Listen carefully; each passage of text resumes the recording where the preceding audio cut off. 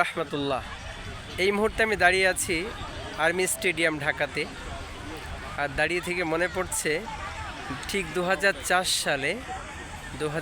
সালে এই মাঠটাতেই বাংলাদেশ সেনাবাহিনীতে চাকরি প্রার্থী হয়ে এসেছিলাম। তো এখানে যদিও সেখানে সাকসেসফুল হতে পারিনি, মানে চলে যেতে হয়েছিল সিম্পল একটা প্রবলেমের কারণে। তো খুব কষ্ট পেয়ে যখন আরিচা হয়ে ফিরছিলাম গ্রামে, তখন নদী পার হওয়ার সময় একটা গান হচ্ছিল গাড়ির মধ্যে, যে আমার মনে যত দুঃখ সাগরের জলও তত না। আমার তখন মনে হচ্ছিল যে গানটা বোধহয় আমার জন্যই গাওয়া, কিন্তু আসলে সহজে ভেঙে পড়তে হয় না, আল্লাহ তাআলার উপর তাওয়াক্কুল থাকতে হয়, আল্লাহর সিদ্ধান্তে খুশি থাকতে হয়। আজ সেই আর্মি স্টেডিয়ামে আজকে আবারও এসেছি একটি ইতিহাসের সম্মুখে দাঁড়িয়ে।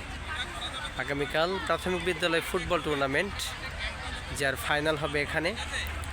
রিহার্সেল চলছে এখন, যেখানে উপস্থিত থাকবেন গণপ্রজাতন্ত্রী বাংলাদেশ সরকারের মাননীয় প্রধানমন্ত্রী জনাব তারেক রহমান, এবং তার জন্য সব ধরনের আয়োজন মোটামুটি সুসম্পন্ন হয়েছে। ঠিক আমি যে জায়গাতে দাঁড়িয়ে আছি না, এই জায়গা থেকেই দীর্ঘক্ষণ দাঁড়িয়ে থাকার পর 2004 সালে ফিরে যেতে হয়েছিল। কিন্তু আমার মনে হচ্ছে এখন যে আল্লাহ তাআলার সিদ্ধান্তটা আমার জন্য অনেক ভালো ছিল। সব কিছুর জন্য আলহামদুলিল্লাহ।